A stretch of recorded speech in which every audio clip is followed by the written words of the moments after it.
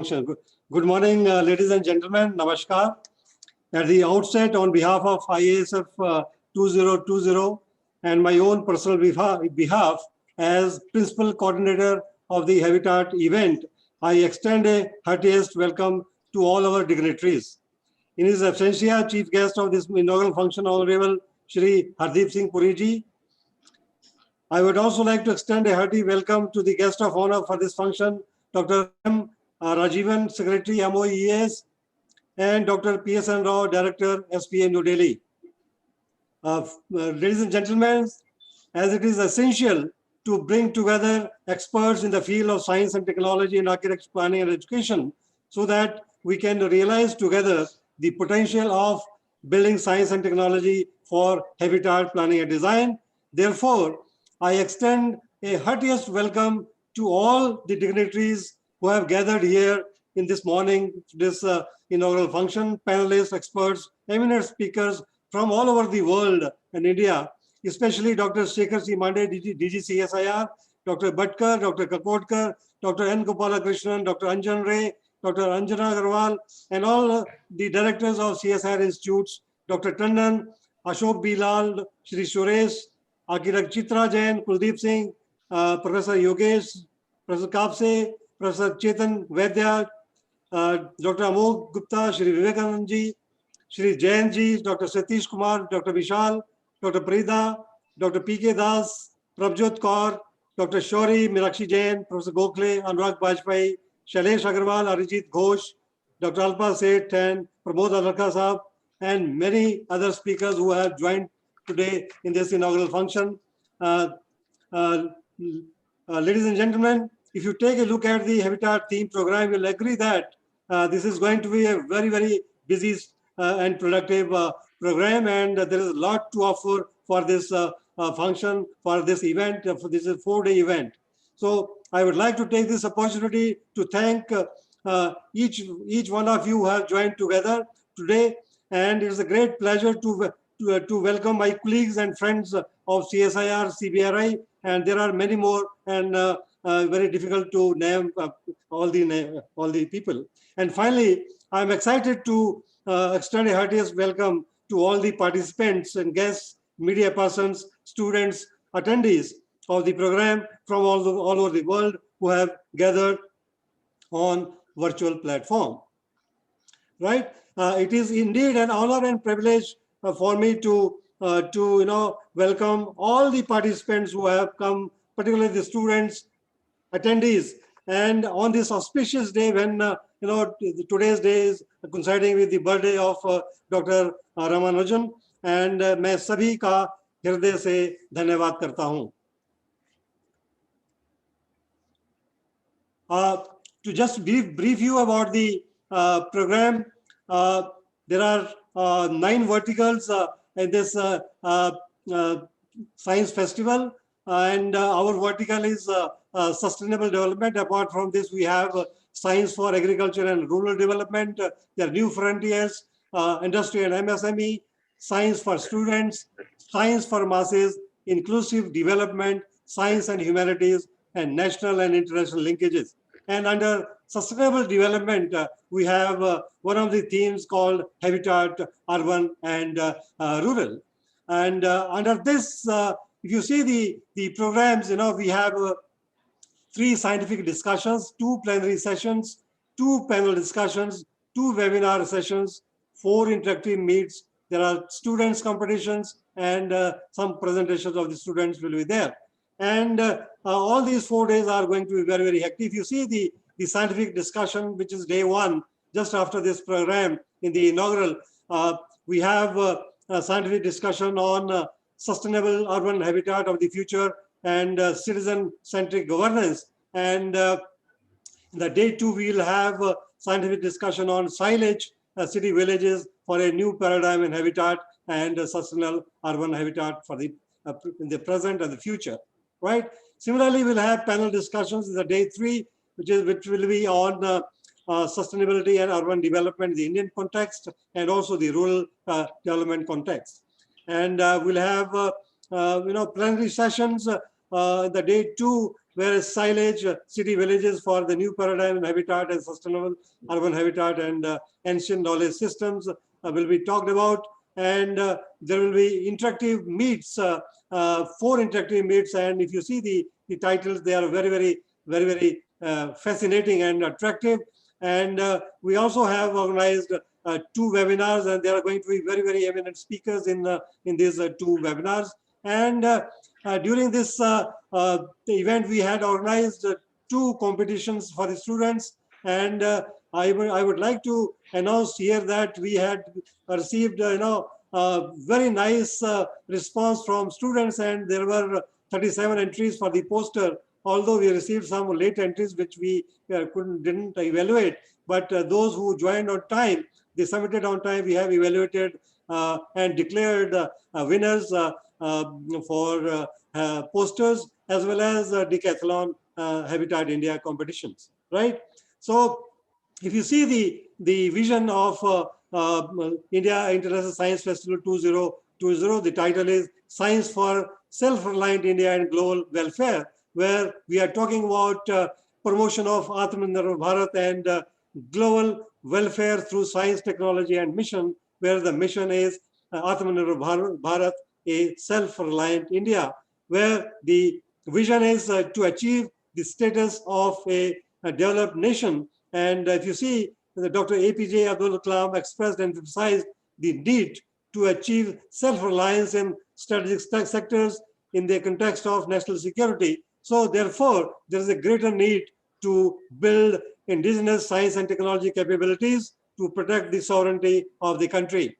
And to put forth before you the objectives and outcomes of this habitat theme, the major objectives that we planned were to introspect and revisit the ancient knowledge systems in town planning and habitat, and to study the principles of peri-urban development, sustainable habitats, and to study current science and technology on sustainable habitat planning and design, and develop a future strategy for both rural as well as urban habitats.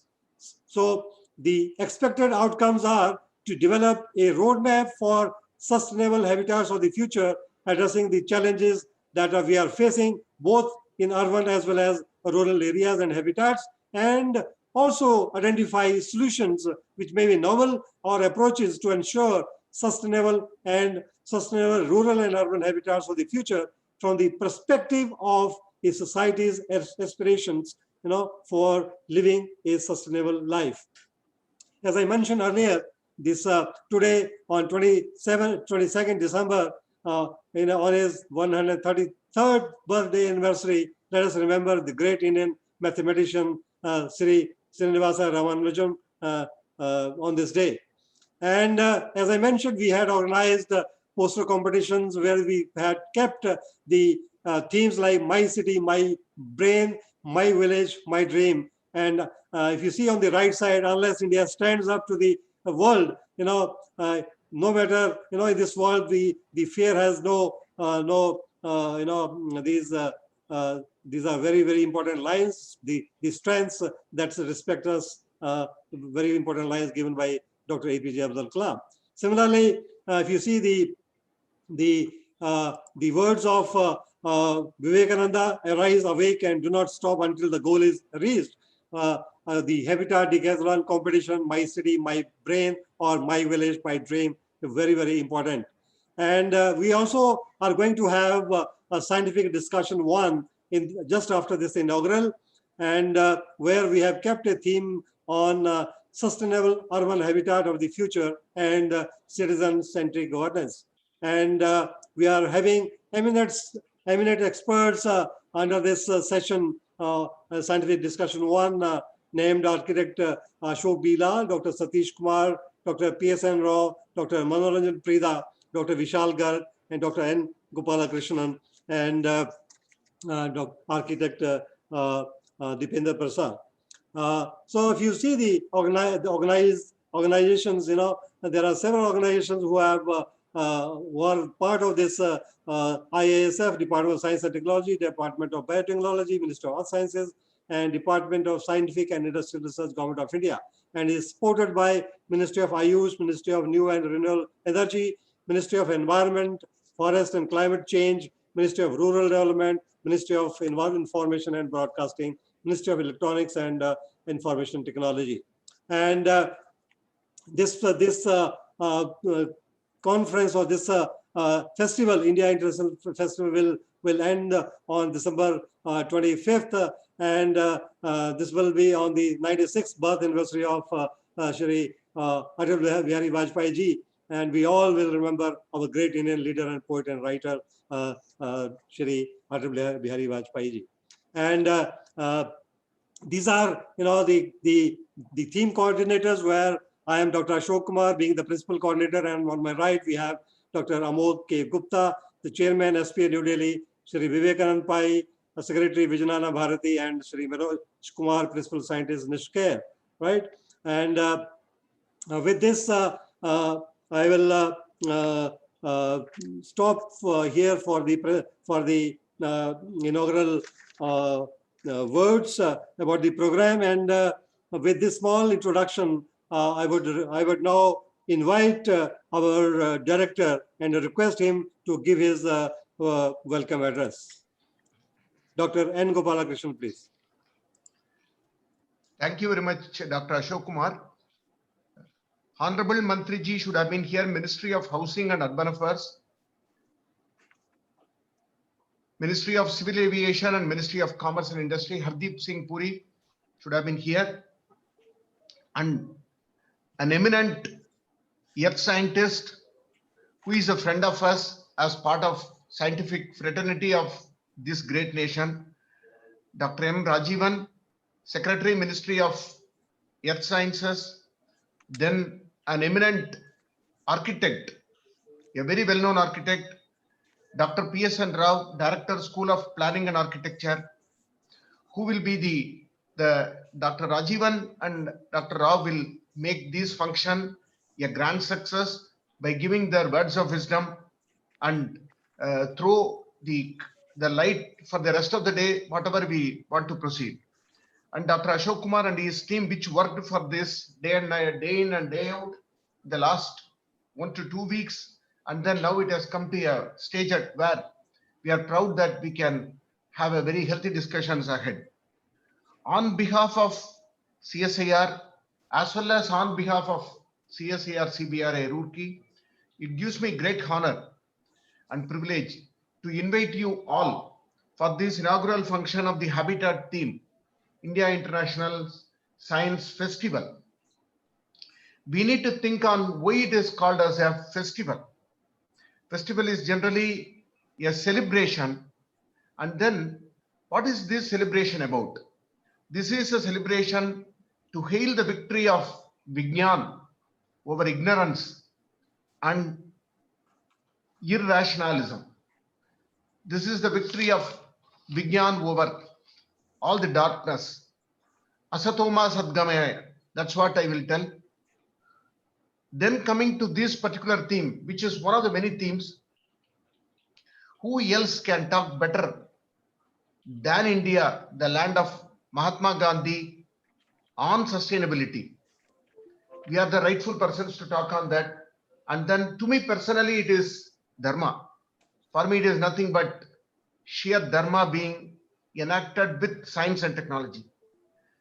The country that celebrates Van Mahotsav, Samrakshana of animals, living beings, all living beings, can only be aptly be called as Vishwaguru in leading the practice of sustainability and SDG goals.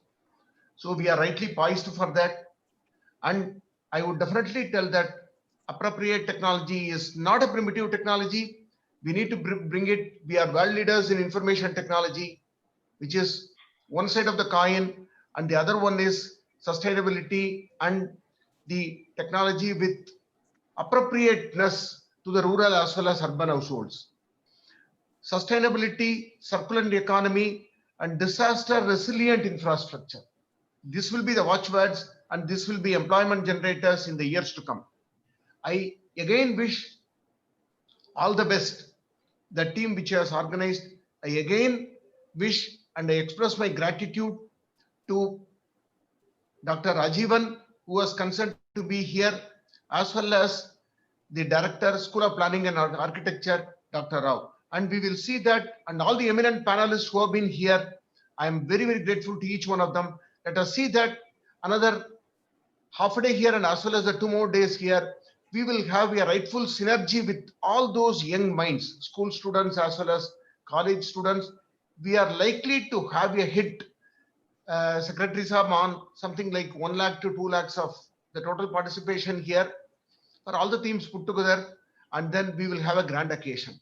All the best. Thank you very much. Take care. Thank you, sir, for your kind words. And uh, moving forward, now I would request Dr. PSN Rao uh, to give his guest of honor lecture. Before he gives the lecture, and ladies and gentlemen, let me introduce Dr. PSN Rao. He is currently the director of School of Planning and Architecture, New Delhi. Dr. Rao is the founder chairman of National Association of Realtors India, the Apex Industry Association for Realtors in India at the national level, and he is an eminent personality in the real estate, housing and urban development sector in India, and he has been playing a proactive role as an academician, consultant, and industry advisor for over 25-30 years. He is trained as an architect, civil engineer, and entrepreneur. Not only this, he has won many awards and prizes. To name a few: SPA Gold Medal, Indian Buildings Congress Model, AICT Young Teachers Award, Shiksha Ratan Puruskar, and Best Citizens Award, and list goes on. With this brief introduction, I now invite Dr. PSN Rao to give his lecture, please. Thank you, Dr. Ashok Kumar ji. Respected Hardeep Singh Puri ji, Honorable Minister for Housing and Urban Affairs and Civil Aviation, Shri Rajivan ji, Secretary, Ministry of Earth Sciences and renowned scientist, Dr. Gopal Krishnan ji, Director CBRI, Dr. Ashok Kumar, Dr. Amok Kumar Gupta ji, Vivekanand Pai ji, and all the learned guests who have assembled here this morning. At the outset, I would like to thank all of you for giving me this opportunity to share my thoughts with all of you, and hopefully that will give some direction to the kind of work that's going on in this country. This word habitat is actually an all-encompassing term. Habitat in ecological terms, as we are all well aware, is the place where an organism lives. So in terms of human habitat, what we are referring to is not just the buildings, but the roads, the water, the sewerage, the plants, the entire environment, the entire ecosystem in which the human being survives and thrives. That is the meaning of the word habitat. And for the first time in modern urban development parlance, the word habitat came into popular use way back in the mid 70s. I'll take you back to the year 1976 when we had the Habitat 1 conference in Vancouver in Canada. That was when the United Nations Human Settlement Program was set up as an outcome of this conference. And when people from all parts of the world came and started discussing what are the emerging issues as far as habitat planning, habitat design are concerned, then they came up with several issues. And way back in 1976 itself, they talked about the urgent need to promote socially and environmentally sustainable human settlements. They were not talking about cities or villages. They talked about human settlements, which encompass the small, the big, the large, everything. Subsequently, after the Habitat 1 conference of 1976, 20 years after, 1996, we had the Habitat 2 conference. Again, a lot of the issues were reiterated. Many governments made their commitments, and this was held in Istanbul, and two major goals emerged in this Habitat 2 conference. Sustainable human settlements continued to be there, but along with that, adequate shelter for all started coming into greater focus. And again, 20 years later, in the year 2016, we had the Habitat 3 conference, which happened in Quito in Ecuador. And by this time, there were several other developments also which happened, the Millennium Development Goals and the Sustainable Development Goals and so on. And the new urban agenda, as we call it, the new urban agenda came into being. And the India report to the Habitat 3 was to be prepared. And I had the good fortune to be associated with our Ministry of Housing and Urban Affairs to give my a little bit of knowledge that I have to form a part of this document of the India Habitat 3, which went into the Global Habitat 3 conference. And we had several detailed discussions. And one of the things that emerged, which is very important for all of us to understand, is when you're talking about India, India is very different as compared to the other cities. We often look at the West for drawing inspiration for several things. There's nothing wrong in that, but India should be seen in light of the Indian lens. There are two major things that are very important for India. One is we are an informal culture. In fact, Habitat 3 focused to a great extent on culture and cultural diversity in human habitat. So one important thing that we brought out in our India report to the Habitat 3 conference was on the informality of human settlements in India. Indians as a culture are very informal, unlike many people in Europe or in the West, and therefore, while their culture is reflected in their settlement organization, where everything is highly structured, highly ordered, in India, this informality gets reflected in where the human settlements are. Our villages and our towns and our suburban areas are in having a very informal character. The second is the self-built habitat nature of our country, where most of us want to build our own homes. We actually get into the act of doing that. Unlike in the West, where somebody builds and then you really don't have so many qualms about getting into a building which somebody has built. Even today, even in the biggest of our cities, most of the houses are actually built by the people themselves, self-built habitat. So therefore, whatever is our endeavor should take into account these cultural issues in the Indian context. The next two dimensions that came up in the Habitat 3 are also equally important. The right to the city. Quite often, we see the policeman shooing away the poor fellow who is trying to sell something on the footpath and eke out a living in the city. That poor fellow who is just migrated from the village into the city has a right to the city. So therefore, human habitat and development also has to be inclusive in nature, and we need to look at that. And if we look at the World Habitat Day, the United Nations also has declared the first Monday of every October of every year as the World Habitat Day. And if you look at the theme for the World Habitat Day 2020, the theme is housing for all, a better urban future.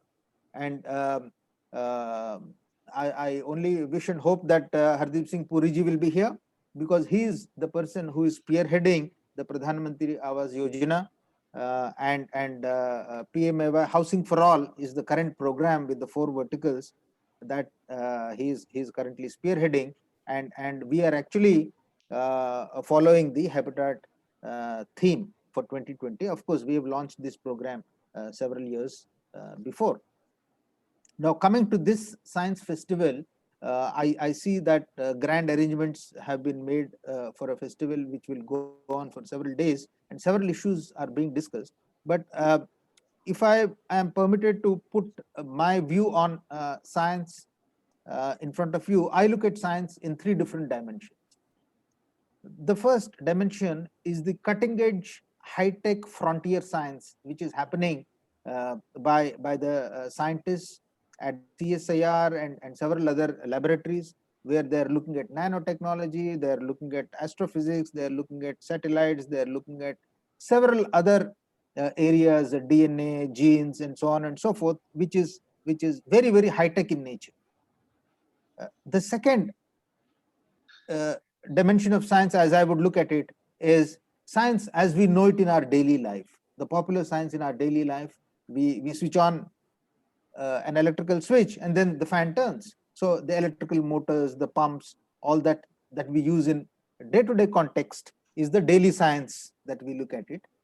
And then the third, and perhaps the most important, is the indigenous science, the grandmother's remedies and the traditional knowledge systems and local knowledge that we have, simple, unique, traditional, localized remedies, which actually have a scientific basis, but are often swept under the carpet in the garb of some kind of a superstition, which is very unfortunate, but there is also a science behind it.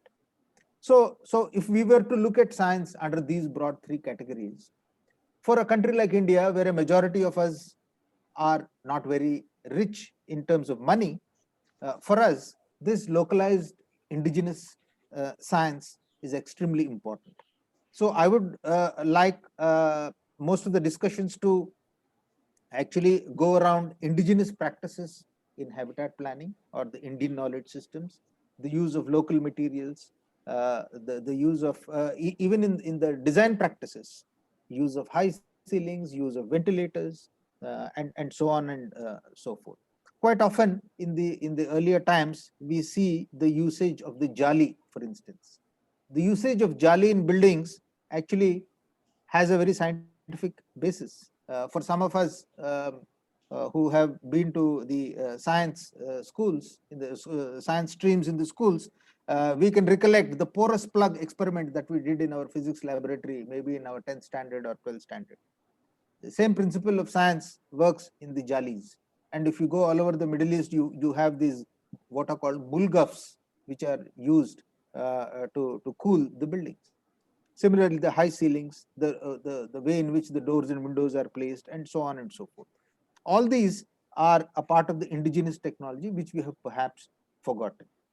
For a simple thing like, let's say, a sewage treatment, which is a very important part of habitat in our neighborhoods, there are technologies which the NEERI has worked out, and these are very much based on our own indigenous systems. The root zone technology, using the plants, using the weeds, or phytorid system as they call it, is a bio-sewage treatment plant where there is very little usage of electricity, and it is very natural, it is very sustainable. Why are we not propagating that? So how science can solve the daily life's problems in a simple yet effective manner without the need for any high tech is probably the direction in which India should move. Similarly, whether it is solar, whether it is constructed wetlands, whether it is drinking water purification in the traditional systems, all these have a major role to play, and our direction should move towards that.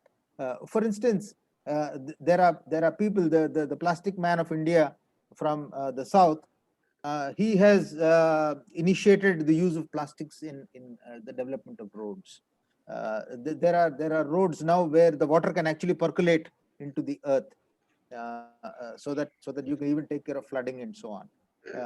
There are various such kinds of things. The usage of various kinds of waste materials for making building products. Particularly when we are talking about the waste in the agricultural fields in on the outskirts of Delhi and so on. So all this now, and even the usage of plants. What is the kind of landscaping that we need to do around in our urban habitats in our cities? For instance, very recently, the scientists in Visakhapatnam have found out that the whole practice of planting Alstonia scholaris trees all over in Visakhapatnam is creating a lot of problems for breathing, and therefore now they're in a fix as to what should they be doing. Which means that all these years, despite the fact that we have the scientific knowledge, we have not applied it appropriately in our landscaping of our streets and our parks, and we've used the wrong kind of species there. So therefore, while the scientific solution may be there in the laboratory, why is it not coming onto the ground? So that is where the governance part of it comes. So scientific solutions on the one hand versus the governance part of it on the other hand, and how do we bring science from the lab to the land? This is something which I heard 30 years back, and probably even today, science from lab to land, how do you do that transfer is something I think we are still grappling with. Citizen-centric was a term that was used right at the beginning. So putting the human being at the center, I think, is extremely important. I'll only conclude by saying that while our Honorable Prime Minister talks very passionately about Atmanirbhar Bharat, there is so much of Swadeshi science, and why don't we take pride in that, and why don't we propagate that? Why don't we see that it is proliferating? That is unfortunately not happening. And I'll take this opportunity to only highlight to all the people who have not read this document. Vigyan Bharati has brought out a document called Indian Contributions to Science. It's a wonderful document, and I think all of us should actually read it. There is so much of contribution which India has made. There is so much of contribution which our own traditional systems of knowledge have also made, and all of this, if we can take it forward, then I think science will be more well-meaning, and it will not remain in the high portals of the laboratories, but it will come to use to the common man, and it can benefit our society as a whole.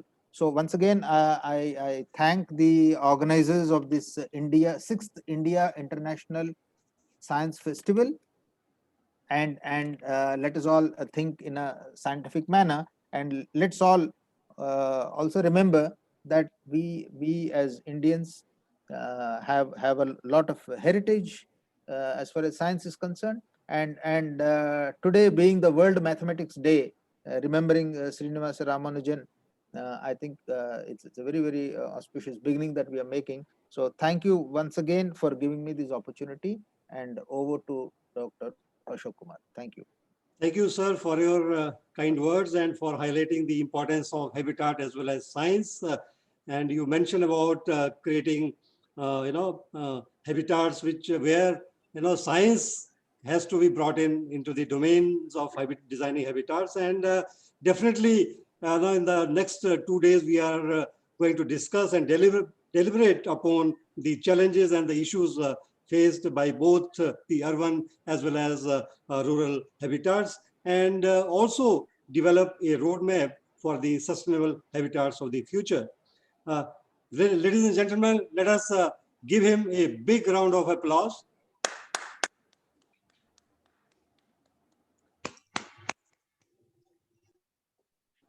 Now moving further, before inviting our next speaker, our guest of honor, Dr. M. Rajivan, I would like to play a video which has been shared by our Honorable Mantriji, Dr. Harshvardhan, Minister of Science and Technology. This video is to be played by our technical team. I would request Ms. Chetna to please.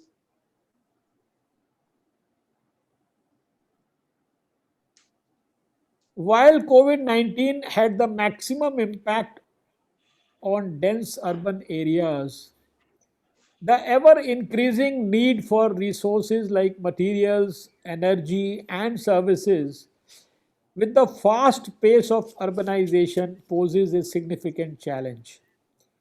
The event on urban and rural habitat has been organized in view of the emerging need for healthy and sustainable habitat, as amplified by the challenges of climate change and the ongoing pandemic. I look forward to seeing innovative solutions that are offered through the panel discussions as well as a whole host of activities planned around this event, including competitions on ideas for the future of urbanization, technology driven solutions for urban challenges, and socio-economic development of rural areas.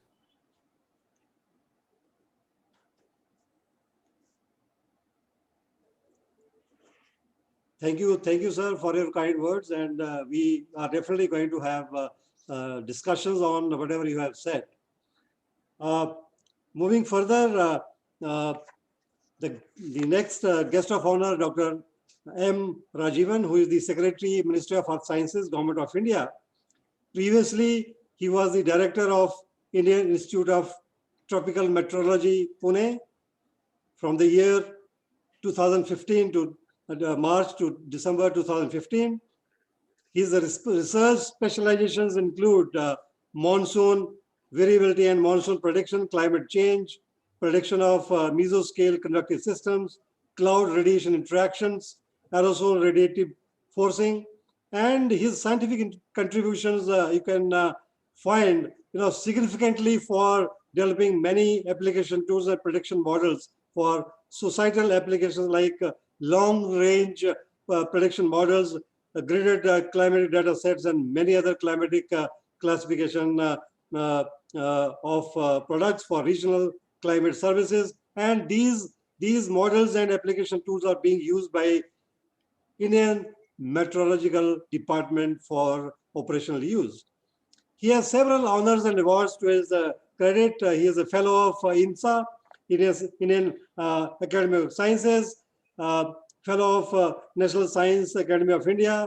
He is a member of International Academy of Astronauts, and he is a high-level advisor on climate services, World Meteorological Organization. He is expert member and research board of World Meteorological Organization, Chairman, Board of Governors, Indian Institute of Science, Education and Research, Thiruvananthapuram, Chairman, Council of Regional Integrated Multi-Hazard Early Warning System for Africa, Asia, and Bangkok.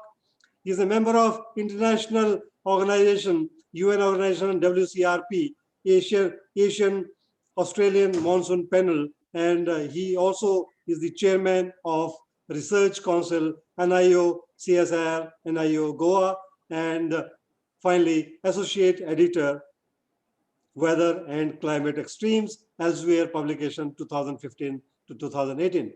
With this brief introduction, I extend a hearty welcome to Dr. Madhavan Rajivan to give his address, please. Yeah, good morning. Thank you very much. Good morning, all of you.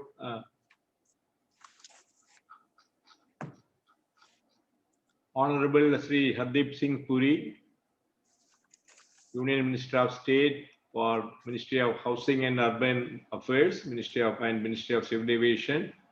Unfortunately, he's not able to join with us. Dr. N. Gopalakrishnan, Director CSIR CBRI Roorkee, Dr. P.S.N. Rao, Director SPA, Mr. Vivekanand Pai, Dr. Ashok Kumar, distinguished participants and delegates of this important event. I'm extremely delighted to participate in the special event on habitat being organized by IASUP 2020. I'm very sure that it's an important theme for discussions. I should congratulate the organizers for selecting this important theme among all among 41 events which are being organized by 2020 IASUP. I understand that there will be a lot of scientific discussions, and there will be few webinars, and also there will be plenary sessions. I also understand the main aim of this program is to organize interactive events, including webinars, panel discussions, exhibitions, and involving students through competitions, and also general public to discuss and deliberate upon the challenges and issues faced by both urban as well as rural habitants, and develop a roadmap for sustainable habitats of the future. The major objectives of this important event is to introspect and revisit the ancient knowledge system in town planning, to study the principles of urban development and sustainable habitats, to study current science and technology on sustainable habitat planning and design, and to develop a future strategy for both urban and rural habitats. The theme, I understand, covers both urban as well as rural habitats, but I will like to speak only a little bit on urban habitats, but I thought the Honorable Minister will speak long, so my speech I have reduced it to very small.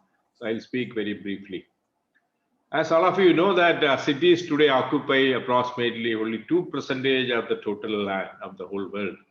However, it contributes 70% of economy of the global economy, and about 60% of global energy consumption, and 70% of greenhouse gas emissions in the world are emitted by only the 2% of total land cities. And 70% of global waste are produced by 2% of total land, that's all, cities.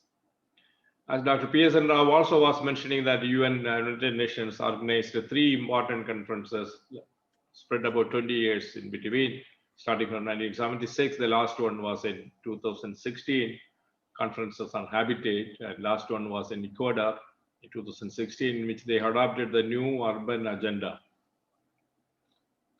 We know that by 2050, the world's urban population is expected to nearly double, making urbanization one of the 21st century's most transformative trends. Populations, economic activities, social and cultural interactions, as well as environmental and humanitarian impacts are increasingly concentrated in cities.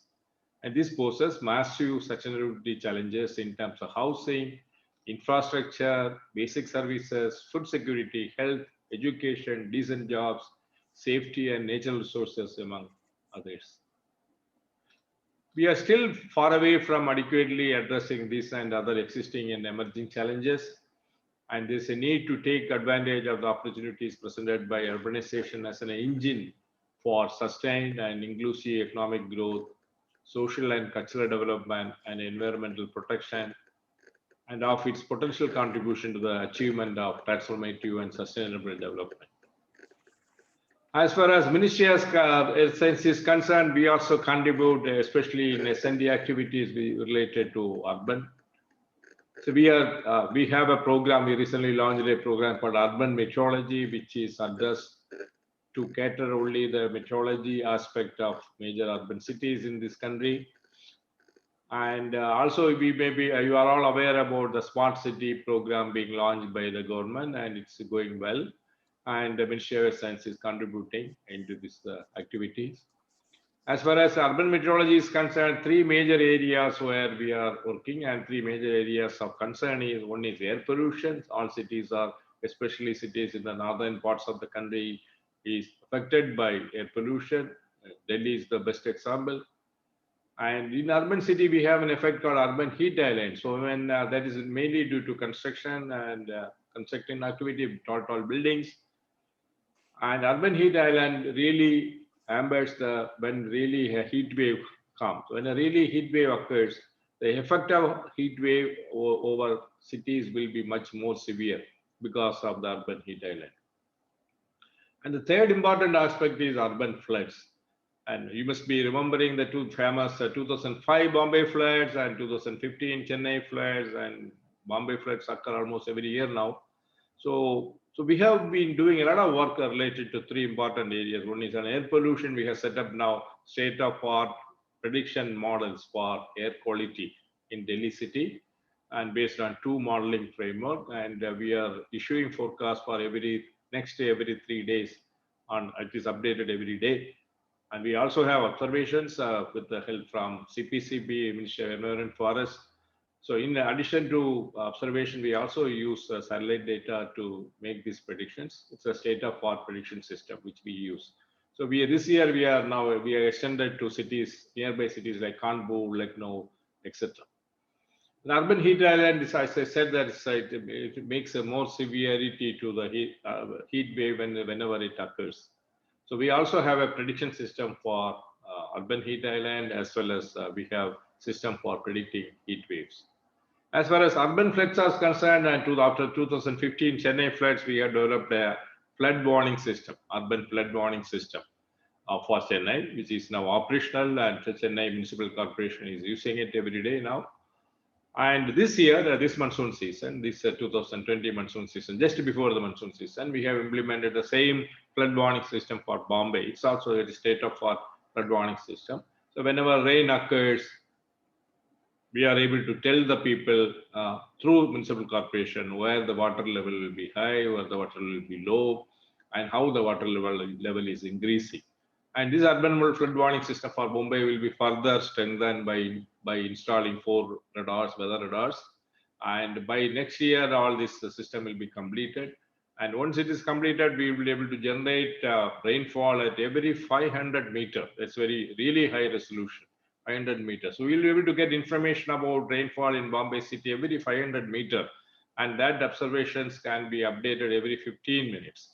So that kind of information we are trying to provide to Mumbai Municipal Corporation, which they can use for their planning and also advisories to the people. So I would like to stop here, but I am very sure all these scientific experts getting together will get together and make recommendations for our better living, both in urban and rural area. There are a lot of agenda points to be discussed, and we all should be remembering that sustainability should be the key factor for our discussions. We have objectives of sustainable development goals, which our UN has proposed for our guidance. I wish all the organizers and also the participants all the best, and wish you all the best. And we would like to see the recommendations coming out from this important event on habitat, which will be both from scientific aspects, both the technology aspects, as well as in general administrative aspects. There will be a lot of recommendations. We would like to see the recommendations and for our implementation in future. With this, I will stop here. Thank you very much, and thank you very much for giving me an opportunity to talk to you. Thank you. Thank you, sir, for your wonderful lecture. And you will agree that from time immemorial, the habitats have been serving a much more important role in the lives of human beings, not just fulfilling the basic necessity of providing shelter, but also physical and social infrastructure consisting of buildings, roads, water supply, and waste disposal system, etc. So, ladies and gentlemen, with this, because I didn't get any confirmation from Mantriji, so we are still waiting for him. And the next agenda for this inaugural function is the scientific discussion one, and there are questions to speakers. So I'm going to share these questions, and today we have with us eminent experts, Architect Ashok B. Lal, Dr. Satish Kumar, Dr. PSN Rao,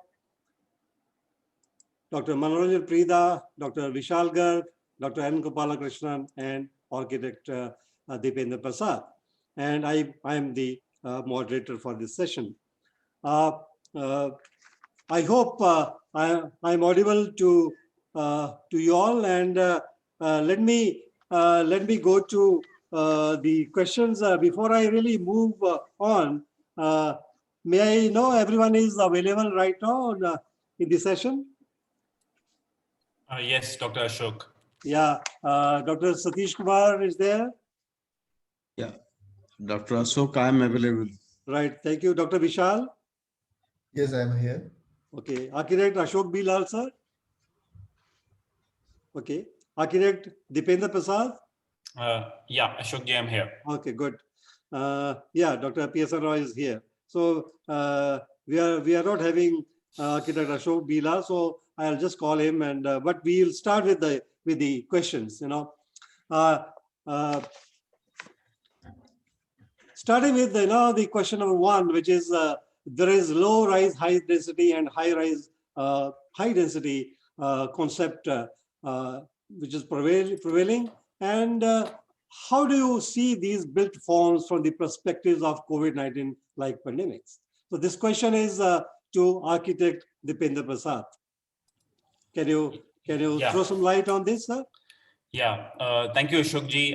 Thank you for inviting me to be part of this very important event. And I think the outline which is being given by Professor Rao, Professor Rajivan, is very, very important. And I think we need to really look at how we take our cities forward. So up till now, we were talking about from generic planning principles, how does the city change? Now we are saying, well, we have COVID, and now how does it direct the city to change? It's very important.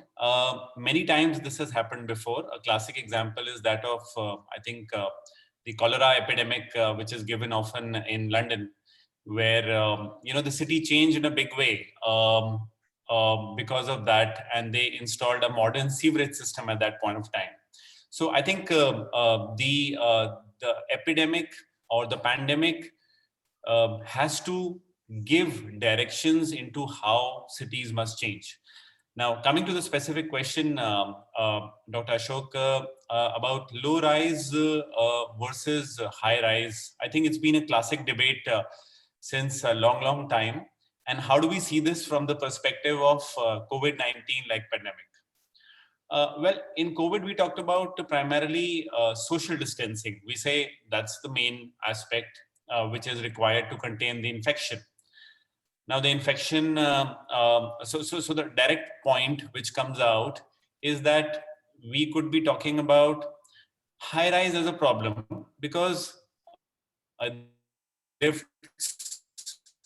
tight situations where a lot of people get together, and that exacerbates the pandemic. Low rise as compared to that would mean probably an easier dependence on staircases. They also don't need to be pressurized from a fire perspective, and they would be naturally ventilated. So if it's naturally ventilated, then the staircase also causes less infection. Another way to look at the low rise versus high rise conundrum is to say, what happens when we are closer to the ground? So if we are closer to the ground, we are likely to be, in a way, more protected. We are likely to be, the building is likely to be more shaded, mutually shaded, one building shading the other. So that might help quite a bit. Also, greenery might be utilized to attenuate the temperatures. So overall, one probably feels that the dependence on artificial cooling or heating might be a bit lesser as compared to, or quite lesser as compared to high-rise buildings, which will be quite exposed to the overall, outer situation, radiation, and would depend strongly on artificial lighting and heating.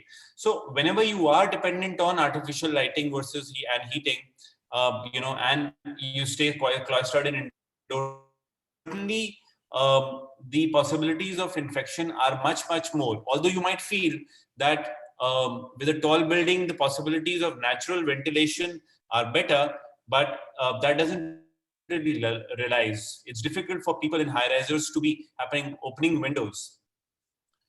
This particular trend is also showing up in property markets where the low rise is being preferred versus high rise, and it's selling better all over the world.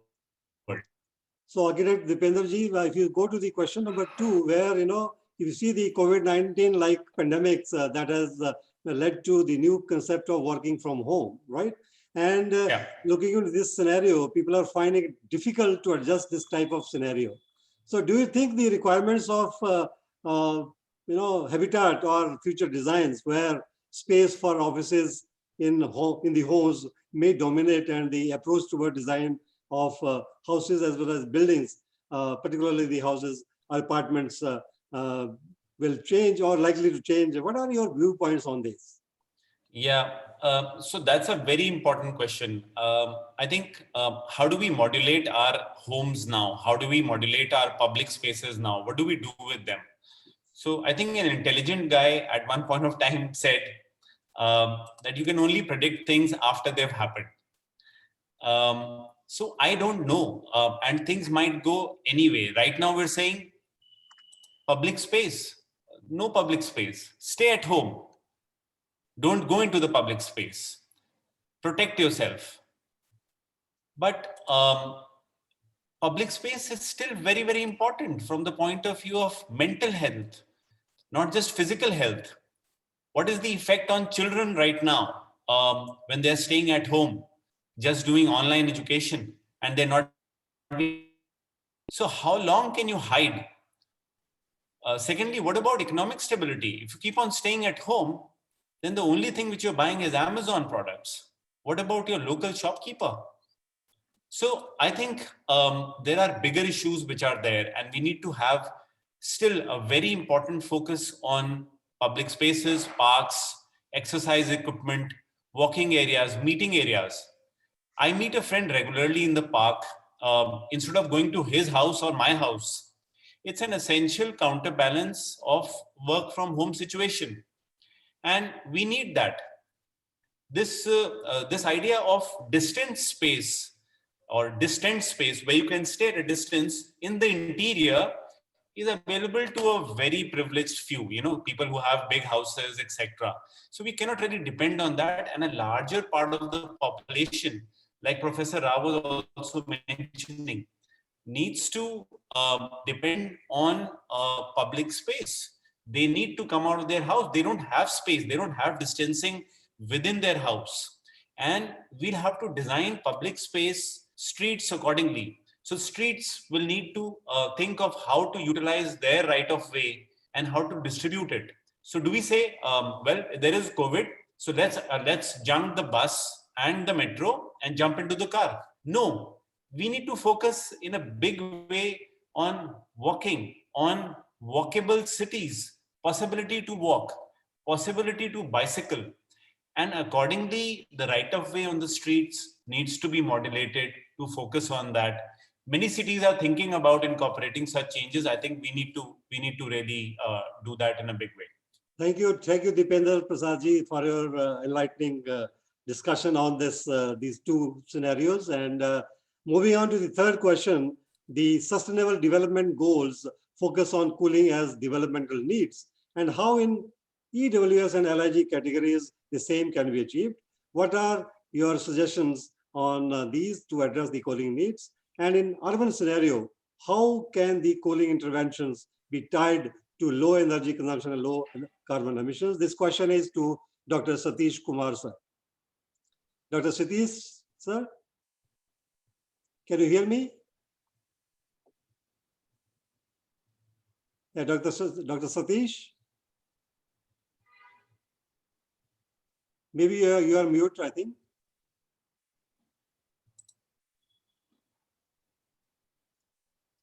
Dr. Satish?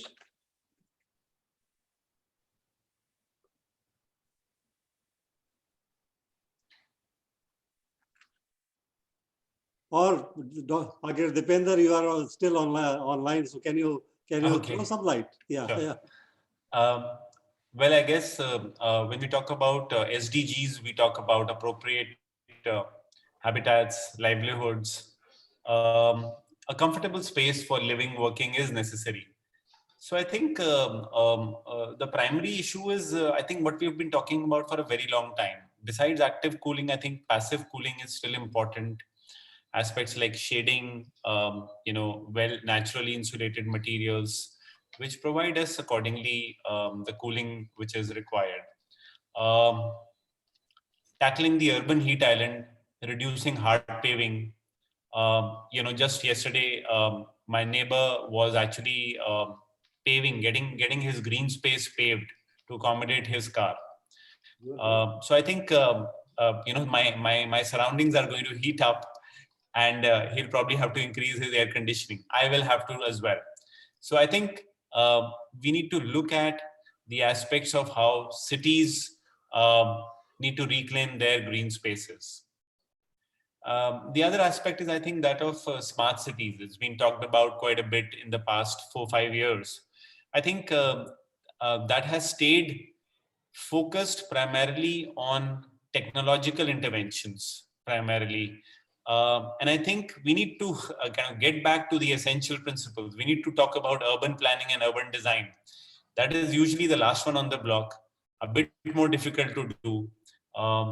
So technological intervention is all good, but if you look at the broad urban pattern, the hard versus soft, I think we would have made a bigger difference to the overall goal of cooling for the society on a broader level, rather than being very techno-specific accordingly. Okay, thank you, Architect Dipender. Now the question to Dr. Vishal. Dr. Vishal is there? Yes, sir, I'm here. Yeah, thank you. Thank you, Dr. Vishal. India is one of the first countries in the world to develop a comprehensive cooling action plan, ICAP, which we call, and which has a long-term vision to address the cooling requirements all across all sectors, and lists out actions which can help reduce the cooling demand in the residential as well as commercial buildings. So, how can we drastically reduce the urban heat island effect resulting from this HVAC usage and heat rejection from the inside of the building to the outside environment? Can you throw some light on this? Sure, I can just see that Dr. Satish has joined. So, Yeah. Dr. Satish, would you like to address this question? I am really sorry. I think I had a confusion about the time. So I think, okay, maybe you are, because I'm late, I need to be put on the spot. So I will, maybe I'll start this, Vishal, and then maybe you can carry on. So I think if from my perspective, the way I am looking at things and the areas in which AEEE is working, what we see is that um, the kind of I think interventions, whether these are in the area of policies, regulations, business or technologies that need to happen, they need to become much more holistic in nature. And if you look at, I think what India Cooling Action Plan has done, especially in the context of cooling or cooling and refrigeration, then what it has done, that it has looked at, I think, different segments of the economy. So we are talking about space cooling on one hand, we are talking about cold chain, we are talking about mobile air conditioning, and then there are some overarching agendas like innovation or R&D, which is also very important in the context of India's needs, which is very, very unique because India is a very tropical country, large climate. We have sustainable development goals to meet. We have Paris climate agreements to meet. And there are lots of policies that are already, I think, in play. So we have Energy Conservation Building Code, we have Eco Niwas Samhita, we have standards and labeling, and we have Smart Cities Mission. So my take on this is that even though I think some of the policies on the implementation front, we are continuing to face the challenges, but looking at the, I think, the climate decade, which is this decade that we are talking about, we really need to look at, I think, things in a much more holistic manner. So on one side, they will pose challenges because it means that I think different ministries of government of India, whether we are talking Ministry of Power, whether we are talking Ministry of Housing and Urban Affairs, I think they need to coordinate the actions, I think, very, very closely, and which is something that I think in the past has not happened, I think, to the extent that I think many people would want. So that is, then the second thing is that the coordination between central government policies and I think what is happening at the state and local level. I think that level of coordination also need to speak. And I think it's not that I think we have not made progress, but I think it's more in the context of the challenges that we are facing. And I think the speed of, I think, policy development and execution that is expected to keep India at the forefront of many of these things is what is needed, I think, in my opinion. And I think India Cooling Action Plan is a good example in that respect, because I think AEEE was very closely involved in the development, and the leadership of, I think, the government of India is widely recognized, I think, in a policy document like India Cooling Action Plan. And there are, I think, United Nations Environment Program, which has reached out and said that, can India help develop like National Cooling Action Plan framework or methodology, which will help other countries to do that. So that's the reason I'm saying that we need to become much more holistic. The coordination needs to move to a much higher level. And even I think the role of policies and businesses and technology development through innovation, just like Global Cooling Prize and others, I think it needs to become much, much more integrated and holistic. So I'll stop here, and Thank you. I think Yeah, maybe I thank think you. Thank you, Dr. Satish. There's another question for you. The proposed, net zero carbon buildings commitment, there's a Paris Agreement we call. It challenges organizations, cities, states, and regions to reach net zero carbon operation by 2030 and to advocate all buildings to be net zero carbon in operation by 2050. So what interventions or strategies do you think are required to be developed globally ambitious yet locally relevant, flexible, and universally viable solution for buildings in cities, states, or regional boundaries? Very pertinent question, I think. But can you, in few lines, can you respond to this question, sir? no, I think net zero, I think is a theme that is becoming so, I think, important. And I think it is becoming important at multiple levels, as this question is also kind of alluding to. So I think the way we look at it, that different countries are giving commitments that they will become net zero economies. And some are saying 2030, some are saying 2040. Developed countries are putting, I think, a closer near-term target. I think developing countries are putting, I think, slightly more distant targets. I think China has made a commitment for 2060, and that is pretty obvious because I think developing countries are going to consume more resources in the near term, so they are looking for more time. And the same thing that we are also seeing at the company level. So there has been a spate of announcements, I think, from the big tech companies like Amazon or Google or Microsoft, and also some very manufacturing focused companies like Danfoss or Schneider Electric and some other Mahindras. And I think there are initiatives like EP100, which I think the companies are signing on to. In the context of India, and I think in the context of buildings, I think as this question is proposing, I think my sense is, and I want to go back to, I think, what are the umbrella energy codes or carbon codes that are present in the country. And again, I think Energy Conservation Building Code or Econivas Samhita will, I think, feature at the very top. And my sense is that in another 10 years or 15 years time, there will be immense pressure that these codes will transform, or I think get refined or evolve into net zero energy building codes. Now, the way net zero energy building definition, I think, is going to be used, that can be a point of discussion, and I don't want to go into the details. But considering that, I think there will be technologies that will make rooftop solar possible, and also at the same time decarbonization of grid, which is a very high priority for India, and I think renewable integration is increasing. So you can do it using on-site energy, or you can use it, I think, using green renewable energy that is part of the grid.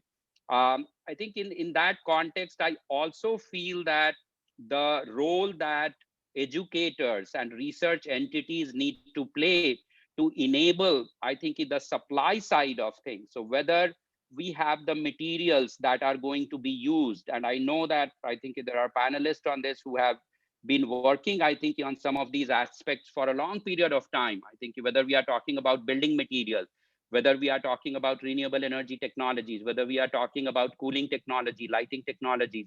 So a lot of these, I think, from private sector perspective, I think these technologies from supply side need to be available. The challenge may be that I think they need to become much more cost effective. And then the second, I think, a challenge that we need to grapple with is the supply side from the expertise and skills perspective. And this is where I think education's, I think some of, I saw the list of speakers. I think we have professors, and I think from CEPT University, Professor Vishal Garg is here, MNIT. I mean, some of these educational institutions are at the forefront. Roorkee, I think University of IIT Roorkee are, I think, doing a lot of, I think, work where they are trying to produce, I think, the students who will be ready to face on the challenge of net zero energy building. And I will wrap up by saying that I think IEEE together with Indian Institute of Human Settlements is also has a net zero energy building program, which is Solar Decathlon India. And the fact that there are 1,000 students, I think, participating, learning how to design new net zero energy building, along with about 100 faculty members who are mentors and guides for these teams. I think these are some things that are really required. And I think over the next 5 years, we feel that we want to produce a cadre of professionals who will not only understand the first principles from which I think these buildings need to be designed, but they are also very well equipped, I think, in terms of the use of technologies, and I think in terms of use of data and analytics that is going to be needed. I think if India has to occupy like a leading position in some of these areas. So I'll stop. Thank you, Dr. Satish. This is the last question for you. You know, there is a misconception in the minds of building professionals about different codes like ECBC, etc., being prepared and implemented based on Western concept, which may or may not be relevant to the country like India. So what is the science behind these codes? Why professionals are not coming forward to adopt these? What are your viewpoints on this? Can you throw some light on this? How can these be made more effective and mandatory if these can lead to some quantifiable or quantified benefits in terms of in the energy consumption reduction? Very, I think you will agree that this is a very difficult question. Ashok ji, I must compliment you. I think these are, I think really, I think some of the questions that you are asking are some very fundamental questions. I can only share my perspectives, but I am pretty sure that I think lots of very, very experienced professionals are there on the panel and in India. And we are fortunate. I think I must say that there is a very, I think I came back from US about 15 years ago. And when I look at, I think the number of, I think professionals, firms, companies, government policies, we have made a pretty, I think very, very solid, progress.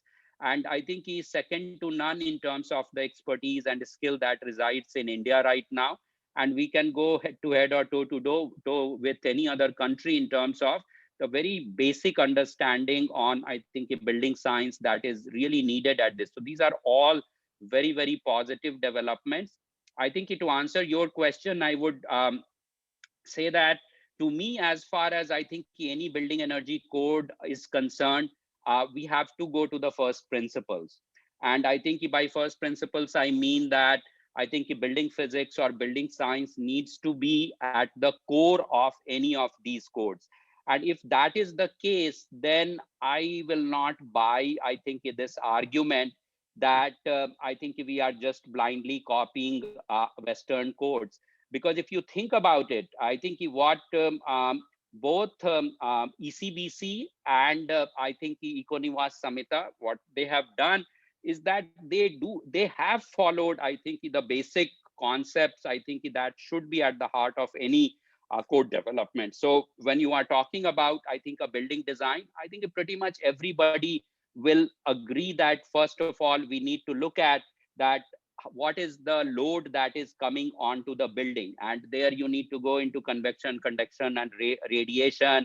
And you need to look at, I think, how much daylighting is coming in.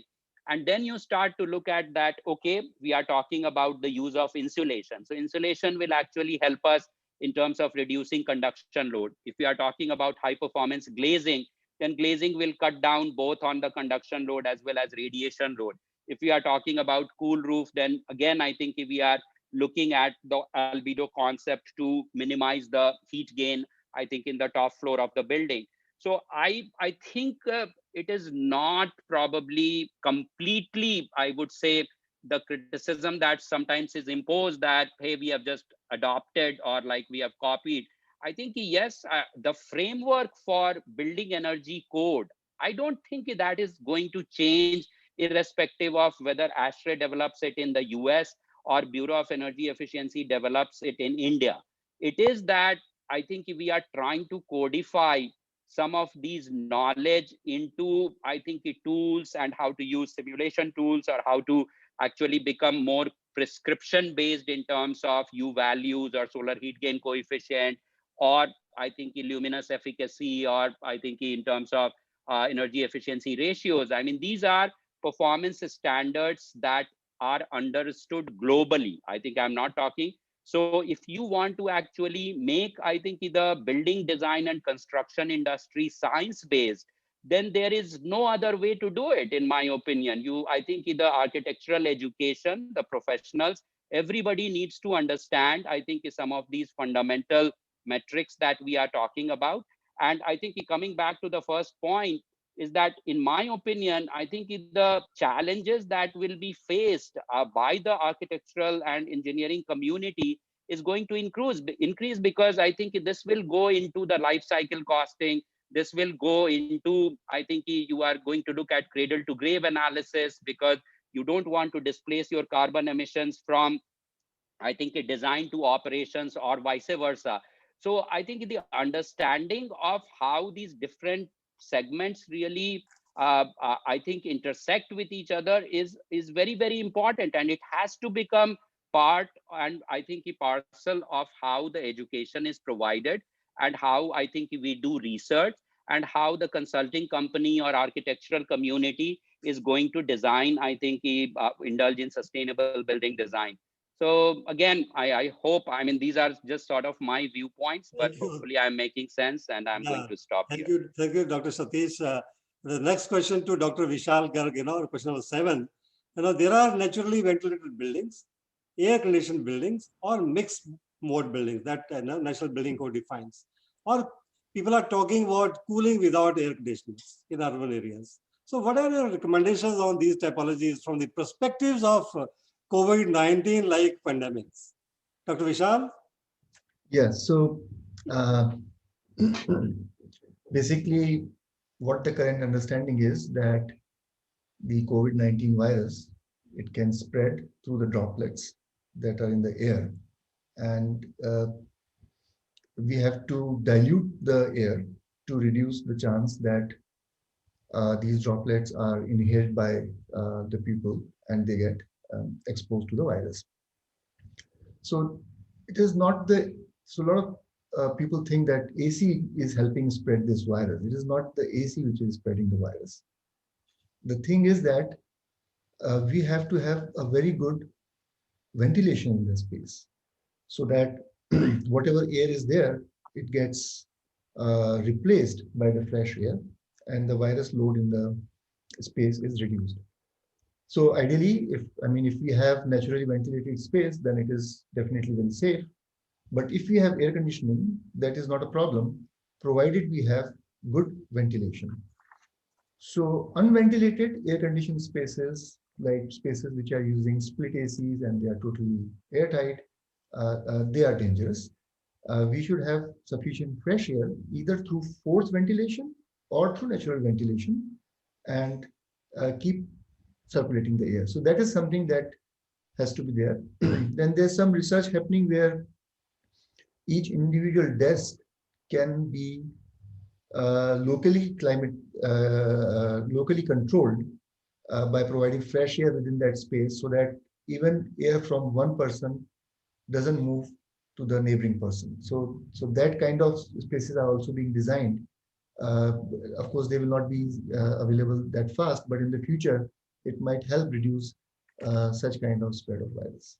Yeah, can you throw some more light on this because you are the expert in that area where localized cooling is being talked about. I saw your one research article. Can you throw some light on that localized cooling? Maybe in one or two lines to the audience. Yeah, sure. So right now we are cooling the whole space. Say, for example, if we have office 10,000 square foot, then we are cooling and lighting the whole space, the 10,000 square foot space.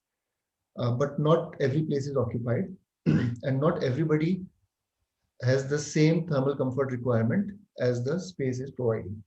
So everybody has their own requirements and that can also vary during the day. Yes. So if we can provide localized comfort where a person can change the temperature and the lighting as per his or her requirement and provide a lesser level of comfort throughout the space, then we can save energy. Like say, for example, we can operate the whole space at 28 or 29 degrees or maybe even 30 degrees and provide spot cooling and task light. Then we save energy and we also make people more comfortable because they are able to control the environment as per their requirements. So this is what is going on for energy savings, for providing more comfort, and now this can be extended to avoid spread of infections. Yeah, Dr. Vishal, another question for you. You know, India is divided into 5 climatic zones, right? And the climatic conditions have changed over the last 2 decades or so.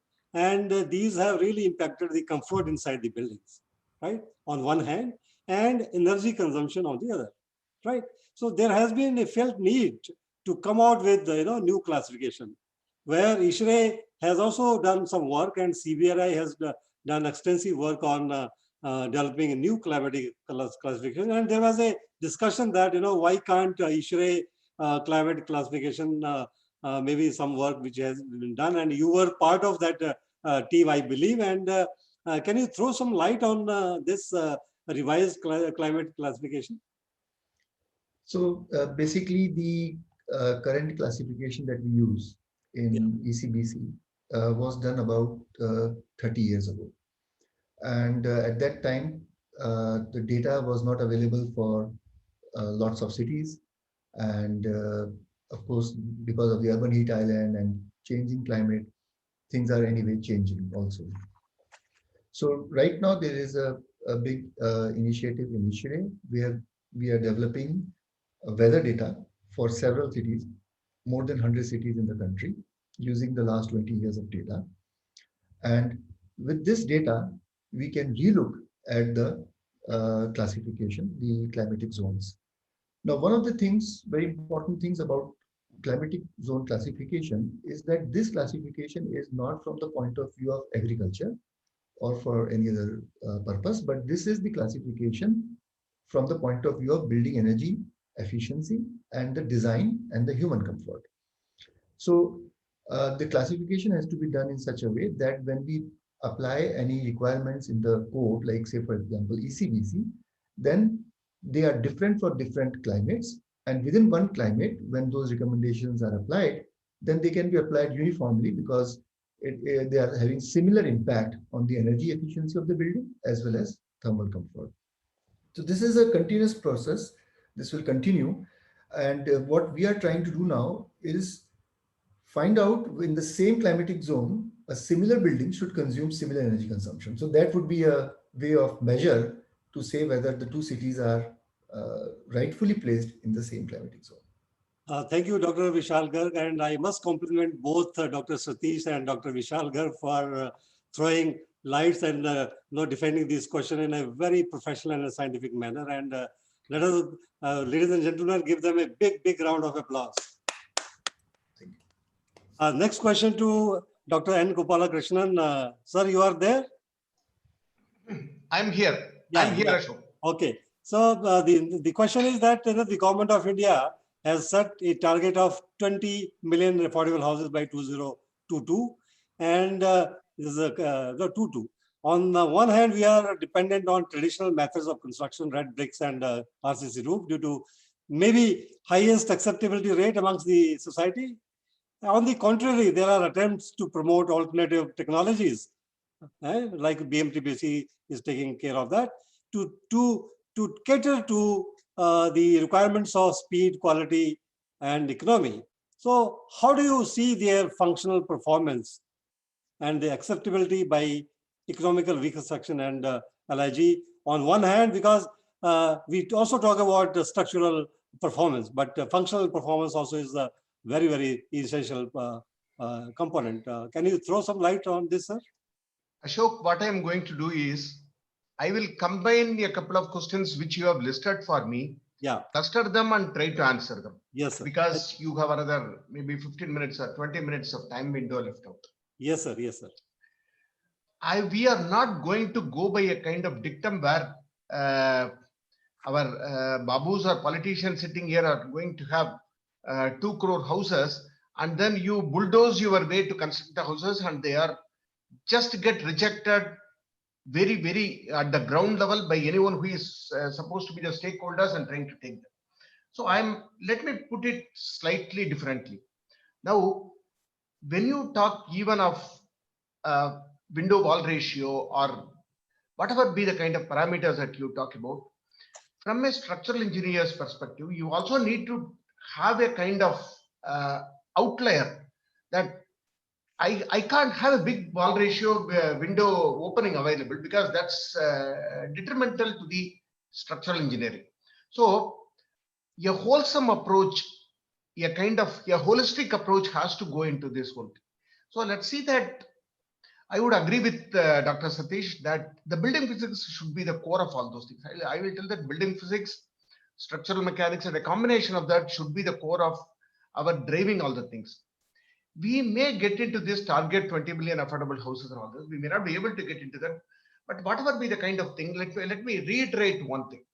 It becomes an emotional kind of thing whenever somebody builds a house or buying a house, and particularly from a kind of a middle class dominated perspectives.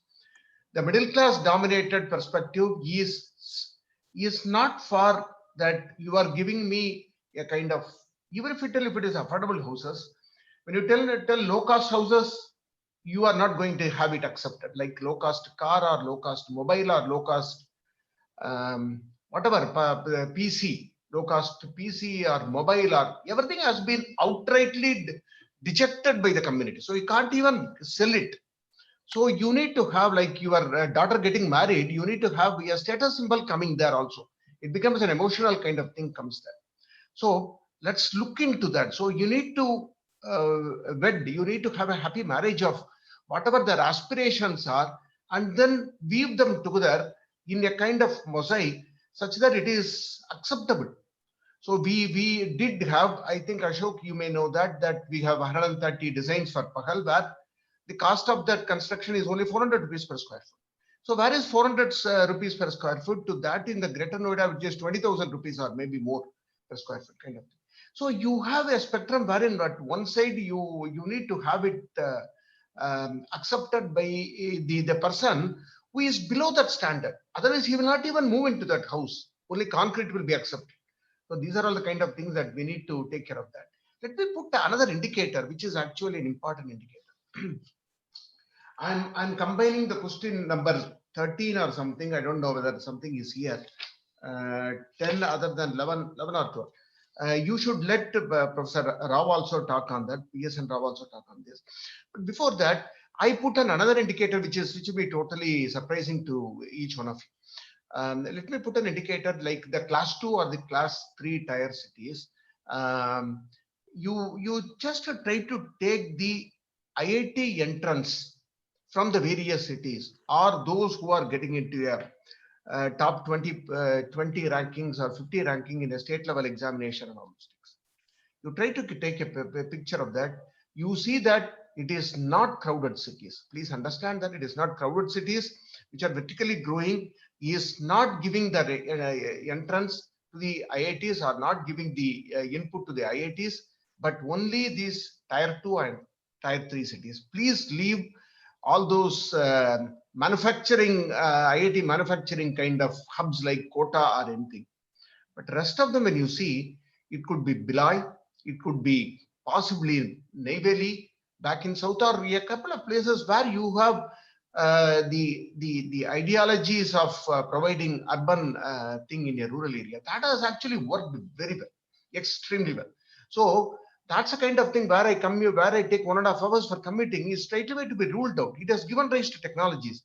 Your urbanizing has given rise to technologies. You need to go for 20-story houses, you need to go for 100-story houses, and you need to provide them water, and you need to provide them everything. The technologies have come in a great way. But then the social indicators have not come in a great way. So you need to have a very judicious combination of everything put together and then go ahead in that direction. That's extremely important than telling a brute force approach that I need to have that. So it simply doesn't work that way. Thank you. Thank you, sir, for your wisdom and very scientific answers to the questions. And moving ahead, the question to Dr. PSN Rao. Dr. Roy is there? Yes, I am very much here. Okay, thank you. The question is that all the major cities of India are expanding due to large-scale urbanization taking place and putting enormous pressure on this urban infrastructure like transport, sanitation, and you mentioned that. And cities have started developing metros as one of the important means of transport. But however, due to this COVID-19 scenario, these public transports are not considered safe. So what are your viewpoints on this? Can you suggest some alternative means of transport or development strategy? This question is also to you as well as to Dr. Manoranjan Parida. So now I am inviting you, sir, to respond to this question first. Okay, thank you, Dr. Ashok Kumar. I'll leave the transport part to Dr. Manoranjan Parida. Yeah. But I will talk briefly about this whole issue of migration and large-scale urbanization. Yes, sir. Via people, I think this is something which was touched upon by the Director CBRA as well. Why are people moving into cities in a big way? There are so many reasons as to why this large-scale urbanization in the very large cities is happening. That is because of a lack of lot of facilities and amenities in the smaller towns. So if you look at Delhi, Mumbai, Chennai, Bangalore, Hyderabad, all these very large areas, Kolkata, why people are moving in hordes? There's lack of unemployment, there's rural unemployment, there are problems in agriculture, there are availability of many jobs concentrated in these large metros. So people are going to come. Now, unfortunately, in our country, we don't have a balanced regional dispersion of economic activities. That is not happening.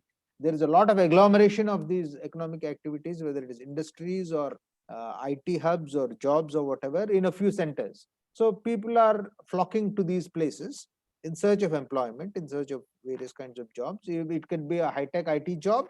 It could even be the job of a car driver, which the poor person in a village in Bihar, he is not getting even a single rupee for the whole month.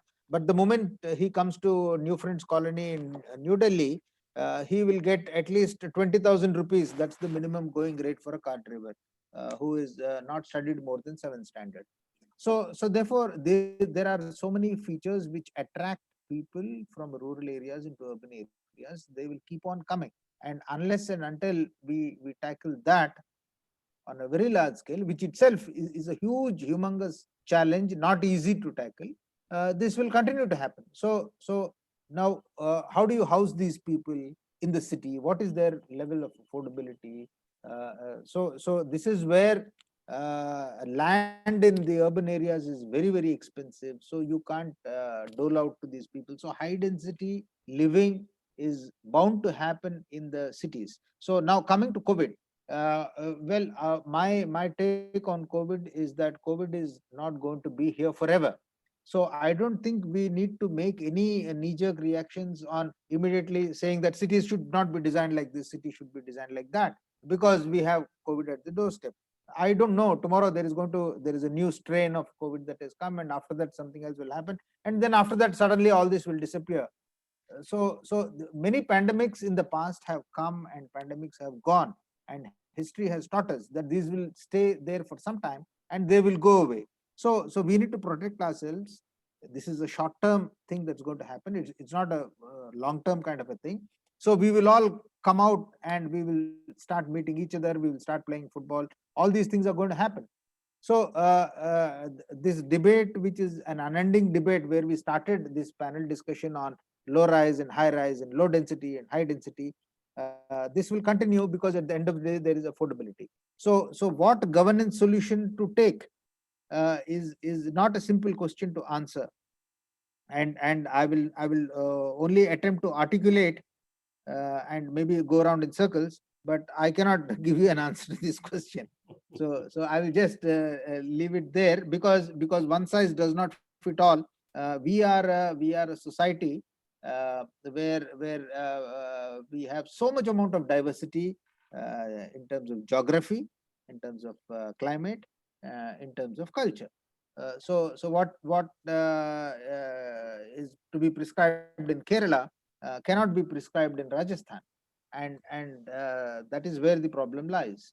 So there are no standardized basket of solutions which can help the beneficiaries. Okay. There are none. Thank you. So Dr. Rao, before I invite Dr. Parida, a very important question that is always, being talked about, that looking into the current and the future challenges. What are your recommendations or suggestions on the future research on building science and technology that can be taken up? Yeah, I would like, there's a lot of research that's happening. Yeah. I would like widespread proliferation and awareness creation of the research that's happening. Very good research is happening in various CSIR labs, Yeah. CBRI included. But how does this get down into the market? How does this get accepted by the people? Dr. Gopal Krishnan very rightly said that there is a cheaper solution for a flooring tile, but even the poorest of the poor man does not want that. He wants to go for something else because there's a prestige issue attached and there are various other kinds of things. So the cultural context comes into the picture. Why was the nano car not a success in our country? It is exactly for this reason that there is a cultural dimension there. So yes, a lot of good technology is happening, but let's publicize this technology. Let's market this technology. Let's create awareness amongst the architects that look, there are so many other technologies available. Please prescribe these. Please use these in your buildings as far as possible, and tell them that this is as good. We should not market it as low cost or cheaper alternatives. Then people will not accept it. So the way you package alternative technology, I think, becomes extremely important. Really great, sir. Thank you so much, sir. Thank you so much for sharing your words of wisdom and expertise that you have. Now I would invite Professor Manoranjan Prida to take this question. Or do you want me to share your presentation that you have given me? Thank you. I'll straightway reply. I'll respond. That will be better. Okay. That way I can maintain the flow of the discussion. Yeah. Thank you, Dr. Ashok Kumar, and congratulations for this wonderful event. And a very nice question. I'll continue with Dr. PSN Rao. So there are two parts to the question. So first part, you are posing like the way the cities are going, the high density development and public transport. So because of COVID-19, do we take a look back? In fact, I share the same viewpoint which Dr. Rao said, because COVID-19 is a very, very temporary phenomena. Public transport, high density development, they are deeply integrated into national urban transport policy. We started in 2006, and then there were revisions in 2014. So high density development, public transport are going to remain. And in terms of primacy of cities, the cities are the generators of economic activity. That's why they attract people from rural areas. But having said that, like Government of India is starting great initiatives to strengthen the rural areas, to the villages, like provision of digital connectivity, provision of economic activities. So I believe that whether there is COVID-19 or whether there is no COVID-19, we must make efforts for decentralized development. So that is in terms of our special planning approach. There has been efforts in the past, like the project, the report on generator of economic momentums, but unfortunately they have not been very successful, or they are not really they are not implemented in a very strong way. So one thing is that the development needs to be decentralized. Like we have already, the approaches are there, whether it's a national capital region planning, whether it is strengthening our rural habitat. And this habitat theme covers both urban and rural habitat. So today, strengthening the rural habitat is going to be very, very important. And I want to make this statement, whether we have COVID-19 or not, but we must pursue it with full enthusiasm. And coming back to the second part, which is more like the transport part, I was just looking at the metro ridership figures. On a normal day, it was 25 to 30 lakhs, 2.5 to 3 million, but currently it is 1 million. So people have to travel. There is no alternative. You don't have any alternative to a public transport like metro in a metropolitan city like Delhi, which has a huge population close to 20 million. So you cannot move with people without such a high intensive public transport system. But having said that, I believe we can go for mixed use development. Today, there is concept of transit oriented development. Like there should not be reliance on personalized vehicles, but active transport modes like walking, bicycling, and reducing the average trip length. So these measures are going to be really very, very useful.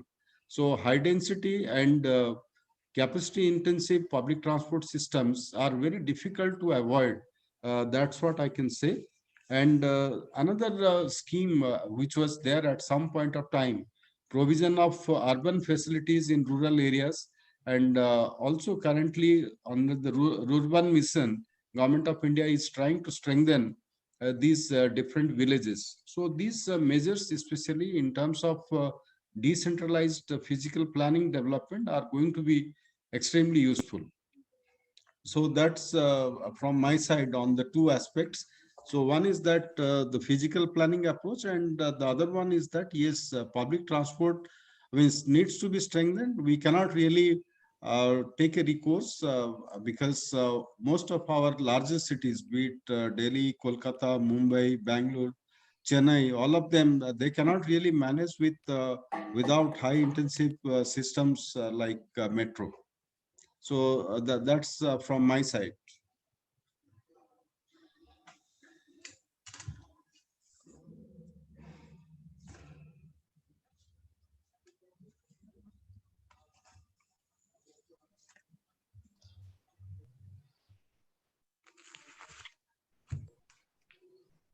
Dr. Ashok?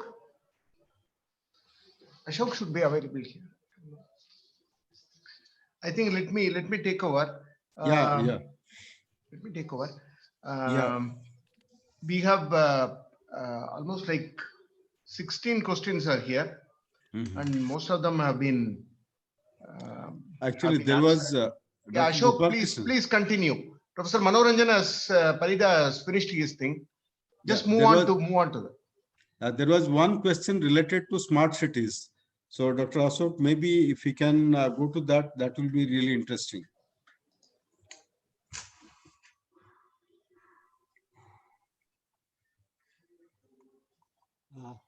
Just hold on. Yeah, this was a question on smart cities. Now, the government of India has set a target of developing smart cities. So, on one hand, there are no scientific guidelines or codes on these yet, and although the attempts are going on to develop user-friendly guidelines. And on the other side, it is important that attempts were made by Government of India in advocating these concepts are being adopted by many states. And so how do you relate these to citizen-centric governance, and what are your viewpoints on this? Can you throw some light? Yeah. So, Dr. Ashok, in fact, the presentation that I had developed, I thought that will be an opportunity to educate people around. I'll share that if you can allow me. If you share, I'll quickly move through that. Okay, thank you. Just a minute. Sure.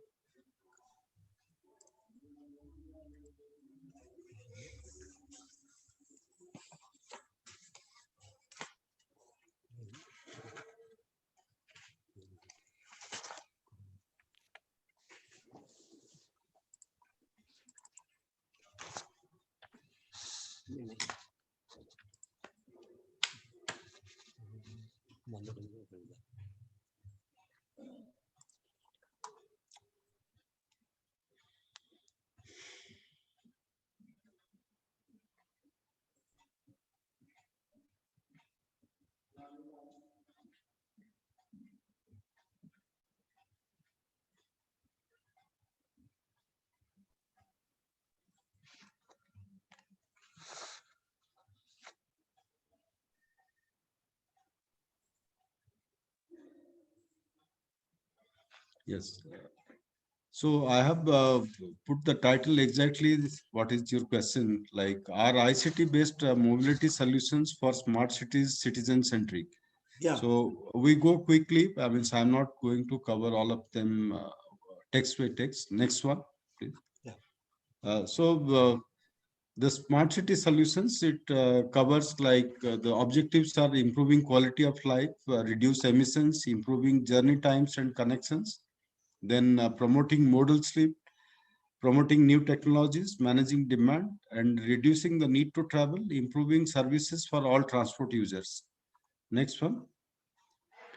So, in fact, all these smart solutions are geared up for improving the traffic and transport efficiencies. So the list are here. Then next one. And developing customized mobility. So travelers, they have access to different kind of apps and navigation and communication systems today, which is possible through smartphones. And based on real-time information and personal preference of travelers, so different solutions are available as part of these smart transportation solutions. Next one. Then eco-mobility is also at the focus of the smart city, so which encourage uses of electric vehicles, public transport, walking, even bicycle sharing is coming in a very big way. Next one. Then all these smart city, the smart transport solutions, they are geared up towards safety. Today we find the vehicles, especially which are integral part of the smart transport, they provide great amount of safety, and so that's definitely useful for all transport users. Next one. So the smart transport, in fact, it connects citizens to smart mobility. So technologies, they can work together to make it easier for people to connect to transit. Next one.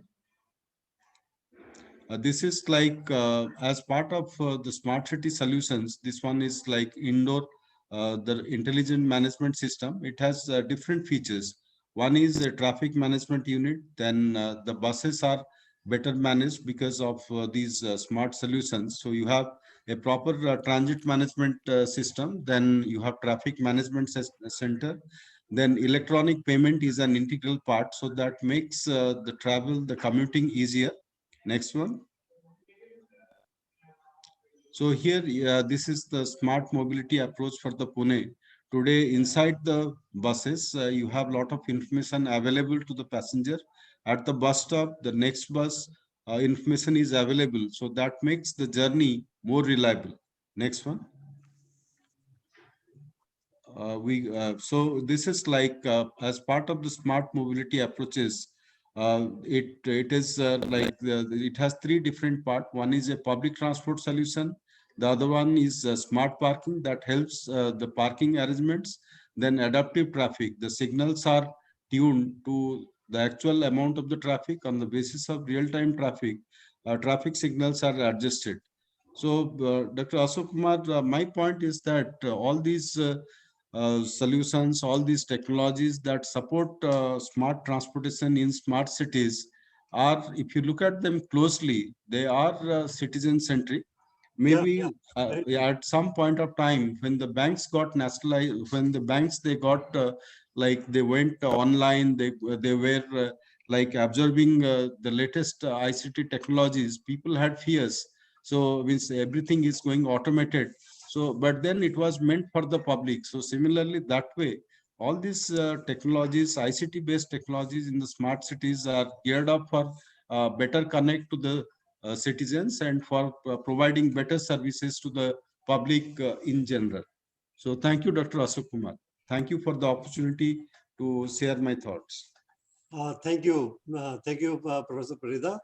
Ladies and gentlemen, with this, we are closing this session, which was for the panelists, and you would agree that the experts in their own domain, whether the academicians or architects or professionals or energy experts, they have defended the questions in a very professional manner and share their experiences as well, and some insight on the future R&D or future roadmap, that has also been talked about. So on behalf of the organizing committee, I would like to convey my heartiest thanks to all the panelists who have shared their experiences and thoughts. Let us give them a big round of applause.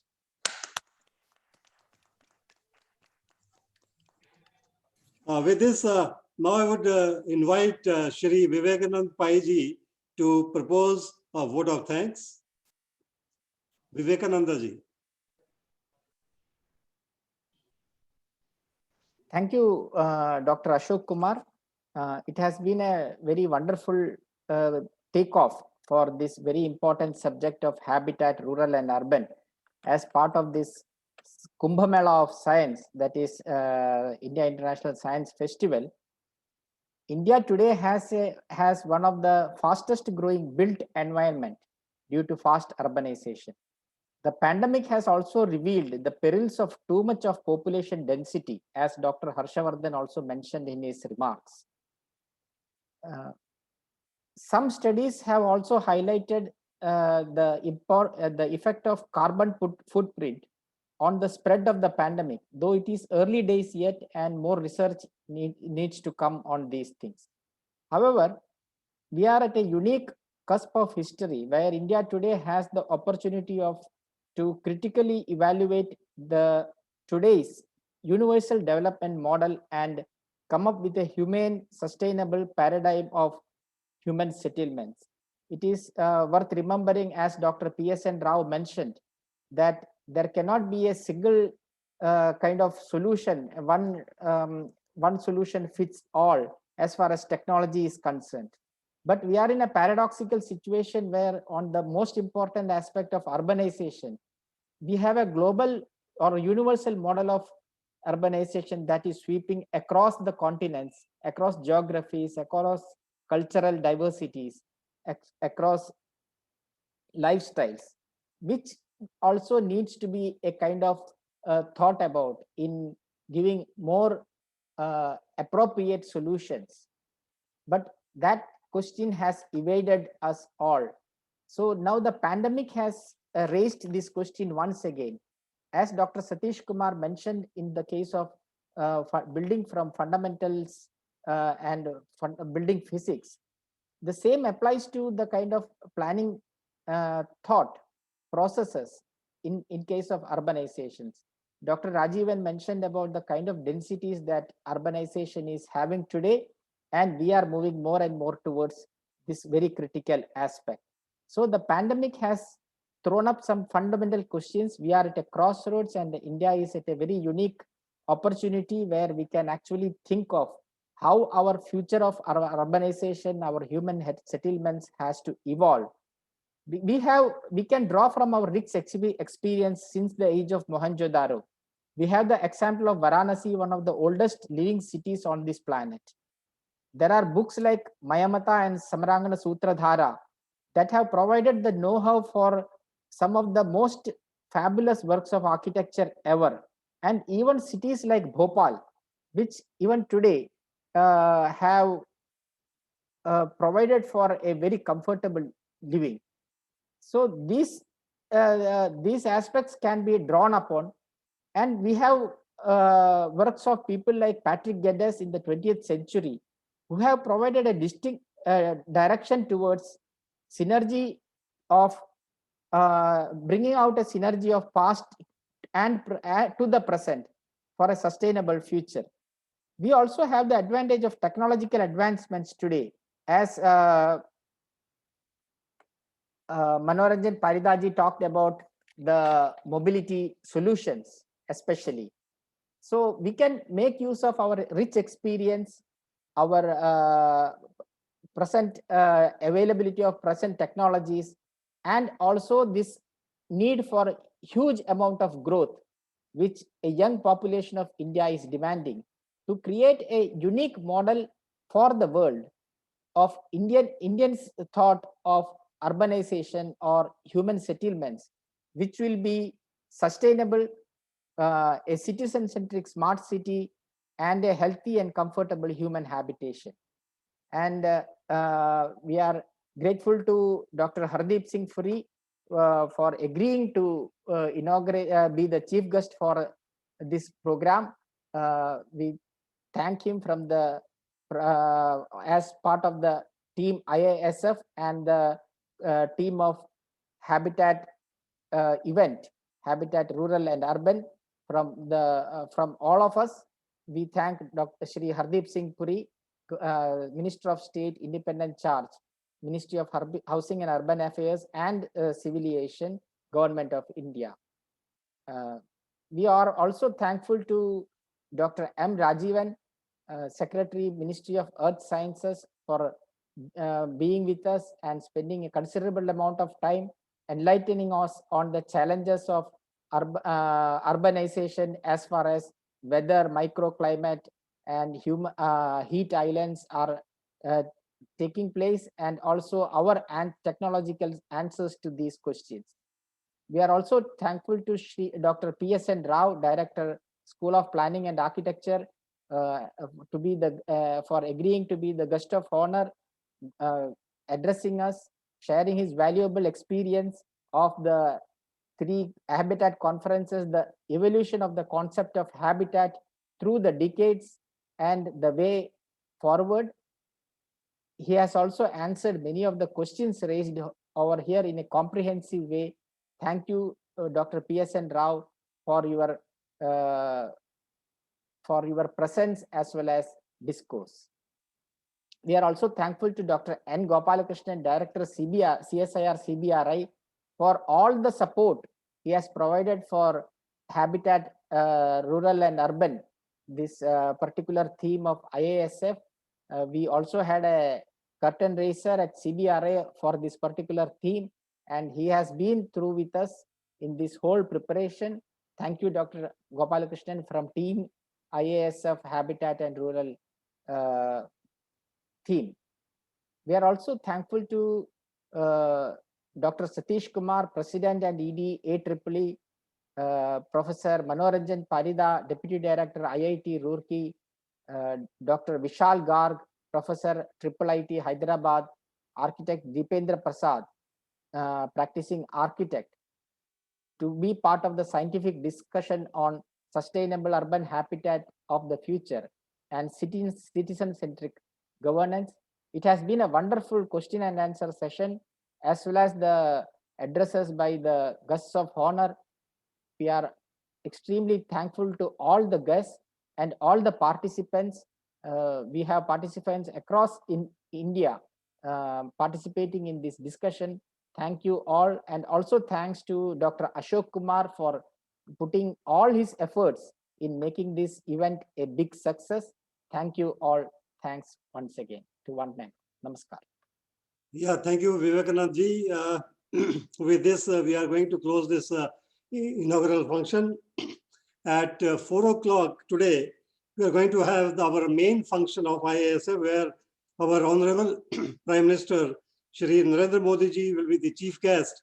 Therefore, I extend a hearty invitation to you all to please join this function. And I would also request all of you to attend the next 2-3 days of the session. And I'm sure these sessions are going to be very exciting and enriching, and with lots of experienced and eminent speakers that we have lined up. I think you will agree that these sessions are going to be wonderful. With this, namaskar sabhi ko, or Jai Hind. Thank you very much. Jai Hind.